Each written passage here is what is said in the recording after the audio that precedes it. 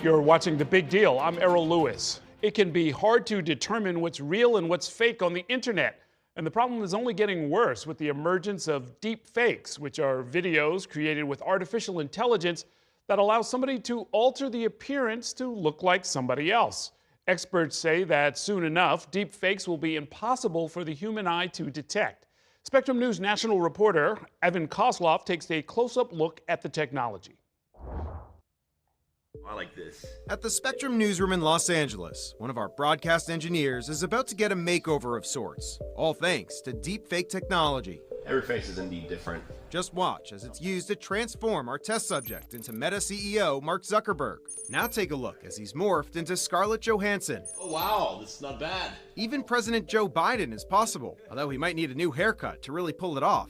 It's good to be the president. The deepfakes were put together by a visual effects company called VFX Los Angeles. The company's founder and CEO, Izzy Traub, There's always that kind of wow moment. and the head of creative, Charles H. Jocelyn, telling us this presentation just scratches the surface. With better lighting, more cameras, and a more realistic body double, they say these deepfakes can be highly sophisticated, undetectable to the human eye. We're at the stage now where we are pushing the limits of what it can do. This is me then. And Traub says that this technology has been a game changer in Hollywood, enabling directors to de-age actors, such as they did here with Jennifer Lopez, or shoot scenes without actors. But there's no denying that this new technology could also create new threats. I think there's real risk for personal defamation, revenge. I think corporate warfare, marital problems between people.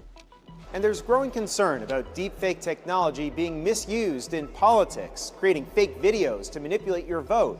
And we're already starting to see it. It's important that you save your vote for the November election. New Hampshire Democrats got this call back in January. It sounded like a message from President Joe Biden, urging them to sit out of the presidential primary. But the problem is that it was a deepfake. A political consultant is now facing more than 24 criminal charges for allegedly creating it. Do you feel like you're in a battle to try and keep up? Yes, every day. Engineering professor Ed Delp is a deepfake researcher, part of a team funded by the Pentagon, developing detection software. And he says that this has become an arms race. The people making these tools are getting better and better, and then we got to get better and better to detect them. How we can find what is real, what is fake. Delp says that there have been major advances. For example, Intel created a tool called Fake Catcher, which analyzes video pixels to detect deepfakes. Intel says that it has a 96% success rate. And artificial intelligence, part of the problem, could also be part of the solution, using it to train computers to detect abnormal human behavior. We're training robots to recognize a human better than our eyes and our brain. Yeah, that's true. That's true. That's happening. That's the world we live in now.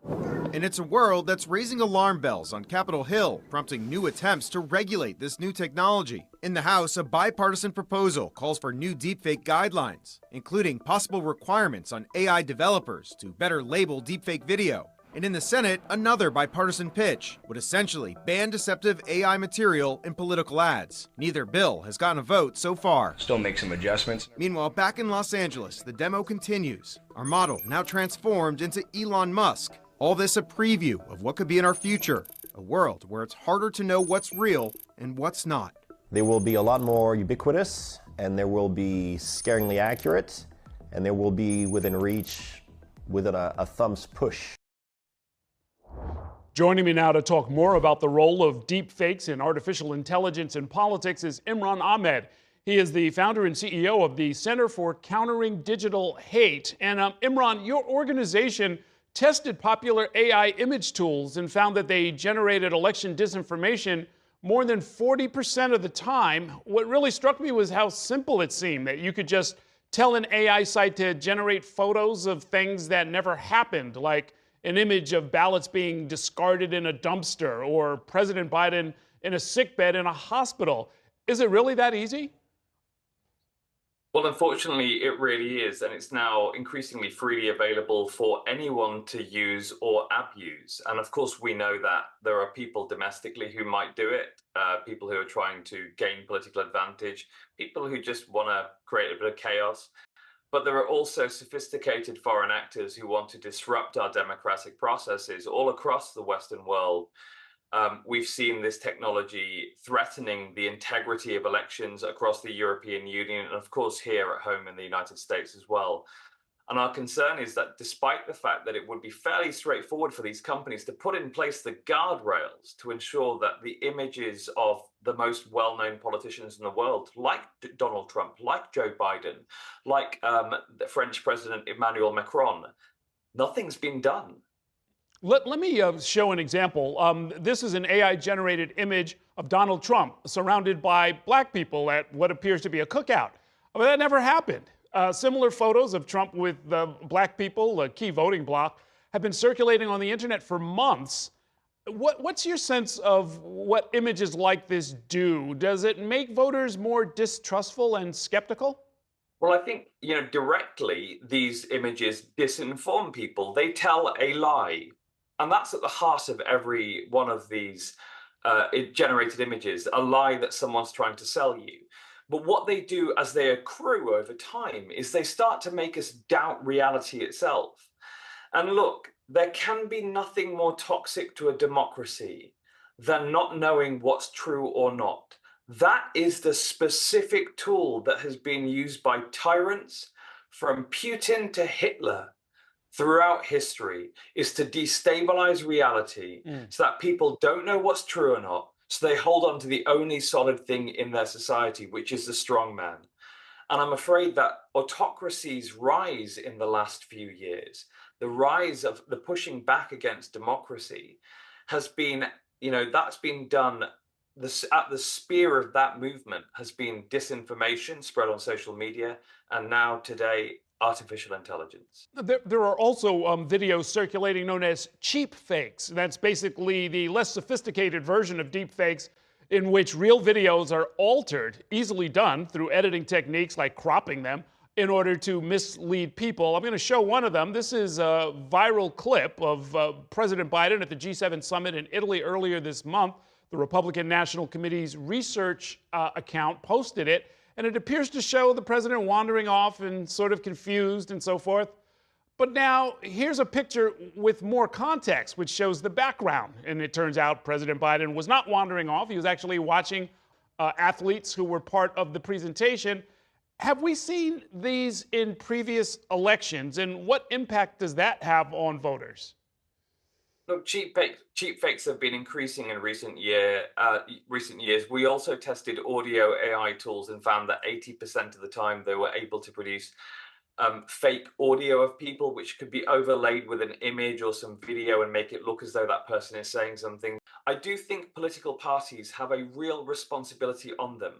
They are political parties within a democracy, and they are all sworn to uphold the Constitution, to protect the public from the cynicism, the lies, the apathy that leads to tyranny. And I think if there's any country in the world's greatest democracy, the United States, should be at the forefront of saying, political parties should voluntarily say, we will not use those. We'll fight. We disagree and we want to win. But we know that using these techniques undermines the very thing we're fighting for, our democracy. And the second thing is that these tools need to be regulated. So if they don't have the guardrails, that they can be held liable if they disrupt our elections. Because only that way, by setting a floor on behavior, will we ensure that AI, which is an amazing new technology, is a race to the top, not, as it is at the moment, a sort of race to the bottom. Well, look, as a final question, we've got less than 6 months until our election, and these larger questions of regulation or even self-restraint, changing our political culture to keep up with these tools, that's a larger question. But what can viewers do to protect themselves between now and November 5th? Look, I think they're doing the right thing, ironically, right now by watching something where they know who's produced it. They know that there are journalistic standards being applied to the information gathering. The truth is that social media is a dangerous place to get information. And people are just going to have to be judicious about not letting some of the stuff they see on social media affect the way they think about candidates, the way that they think about a democracy, their neighbors, their communities, and the vote that they cast in November. Okay, Imran Ahmed, thank you so much for your time. Thank you for watching our YouTube channel. Let Spectrum News be your resource for balanced, in-depth political coverage, and click the subscribe button right here. You can also download our app or watch us on TV to learn more about the candidates, where they stand on the issues, and more. We'll see you then.